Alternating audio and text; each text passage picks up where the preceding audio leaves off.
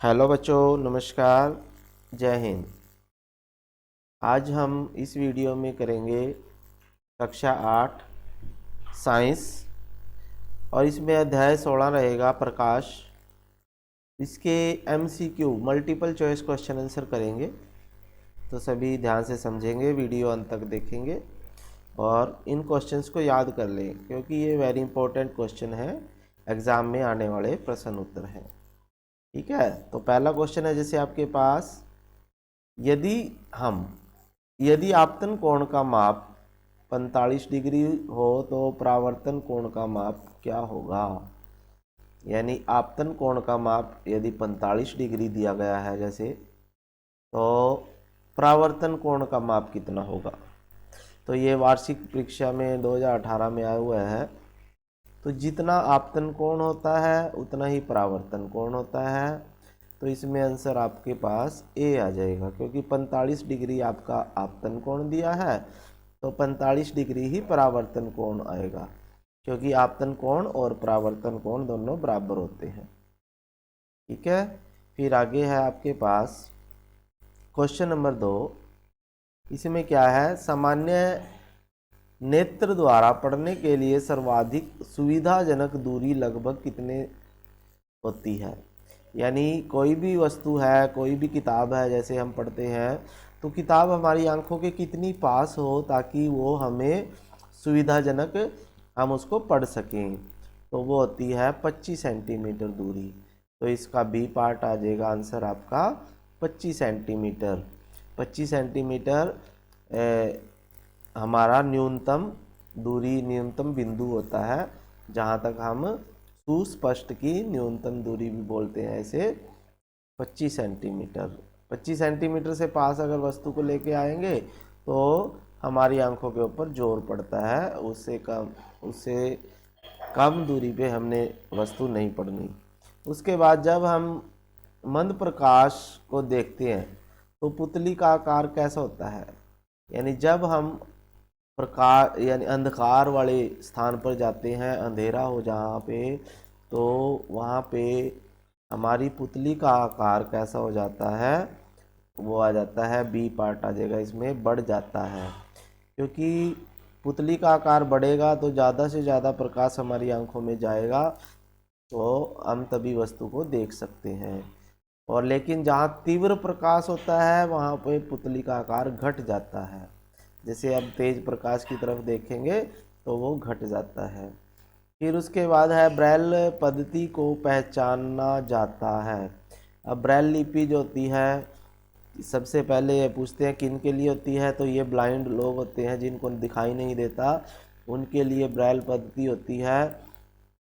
और ये छूकर पढ़ते हैं, यानी हाथों से टच करते हैं, उनकी अक्षरों की बनावट देखते हैं, उनकी उस लिपि में हर एक अक्षर के लिए एक चिन्ह बनाया जाता है जिसे छूकर वो पढ़ लेते हैं, ब्रेल लिपि। और लुई ब्रेल ने ये पद्धति दी थी। फिर उसके बाद है सामान्य नेत्र द्वारा पुस्तक पढ़ने के लिए सर्वाधिक सुविधाजनक दूरी होती है। तो ये पहले भी प्रश्न आ चुका है, 25 सेंटीमीटर दूरी इसका आंसर आ जाएगा। ठीक है, न्यूनतम दूरी होती है जो, तो ये है 25 सेंटीमीटर। फिर उसके बाद है आपके पास अगला क्वेश्चन छठा, आपतन कोण परावर्तन कोण के कैसा होता है, बराबर होता है। ठीक है, और ये हमेशा होता है, कभी कभी नहीं होता, हमेशा सदैव बराबर होता है। ठीक है बच्चों, फिर आगे है आपके पास, नेत्र में प्रवेश करने वाले प्रकाश की तीव्रता को नियंत्रित करता है। 7वां क्वेश्चन है, जो नेत्र में आँख के अंदर जो प्रकाश जाता है उसकी तीव्रता को नियंत्रित करता है, तो वो कौन करता है, तो वो देख लेते हैं। वो होता है पुतली के द्वारा, यानी पुतली ही हमारी आंखों के अंदर जाने वाले प्रकाश के ऊपर नियंत्रण करती है। तो जहाँ पे अधिक प्रकाश होता है तो वहाँ पे पुतली सिकुड़ जाती है ताकि वो कम प्रकाश जाए। ठीक है, यानी पुतली फैल जाती है, सॉरी, तो जिससे प्रकाश कम जाएगा। और जहाँ पे कम प्रकाश होता है तो पुतली का आकार क्या हो जाता है, बढ़ जाता है, जिससे ज़्यादा से ज़्यादा प्रकाश अंदर जाए। तो पुतली प्रकाश के ऊपर नियंत्रण रखती है। फिर उसके बाद है नेक्स्ट क्वेश्चन आपके पास, पुतली के साइज को निर्धारित किया जाता है। तो पुतली का जो साइज है आपके पास वो निर्धारित करता है आइरस। आइरस होता है पुतली, ठीक है, पुतली के पास ही होता है आइरस। तो आइरस ही पुतली का आकार नियंत्रित करता है। पुतली को छोटा बड़ा करने का कार्य जो है आइरस करता है। फिर उसके बाद है दीप्त वस्तु नहीं है।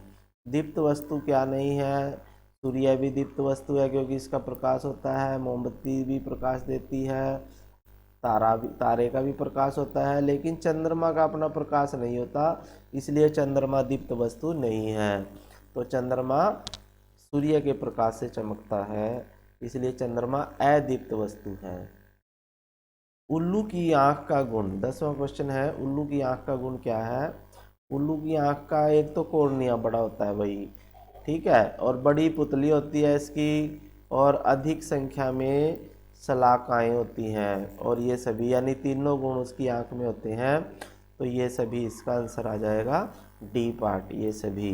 तो तभी वो अंधेरे में देख पाता है उल्लू, क्योंकि उसकी कॉर्निया बड़ा होता है, पुतली भी बड़ी होती है, और अधिक शलाकाएँ होती हैं जो मंद प्रकाश को आसानी से मंद प्रकाश में देख सकती हैं वस्तुओं को। फिर 11वां प्रश्न, ये भी पहले भी प्रश्न आया है ऐसा ही।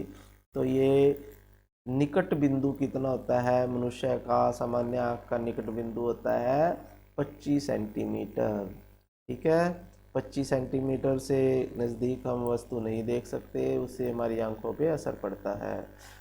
फिर है सामान्य दूरी का दूरस्थ बिंदु, वो निकट बिंदु था, ये दूरस्थ। दूरस्थ का मतलब हमारी आंखें कितनी दूर की वस्तु को देख सकती हैं, तो वो अनंत आ जाता है।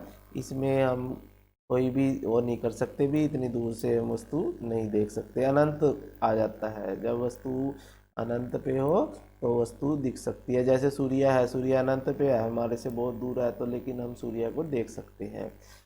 फिर उसके बाद है नेत्र की रेटिना में प्रकाश सुग्राही कोशिकाएं होती हैं, यानी प्रकाश के प्रति जो सुग्राही कोशिकाएं होती हैं वो कौन सी होती हैं?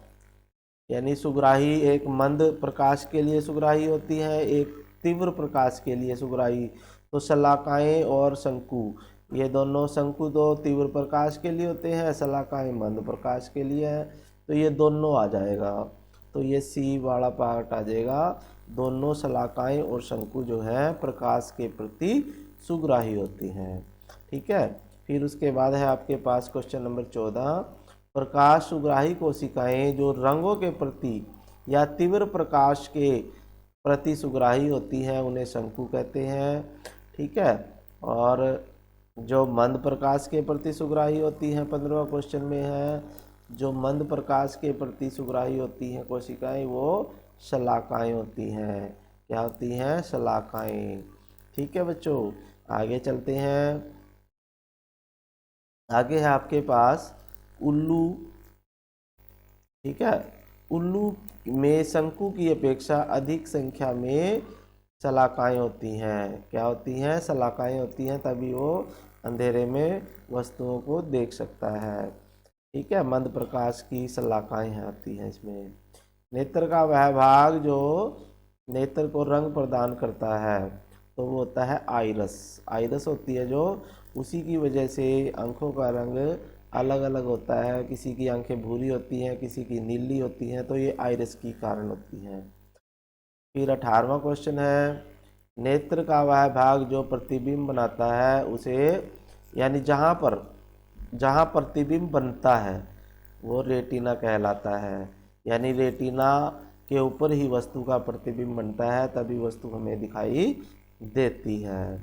फिर है अनियमित, 19वां क्वेश्चन है, अनियमित खुरदरे पृष्ठ से प्रकाश का परावर्तन कहलाता है।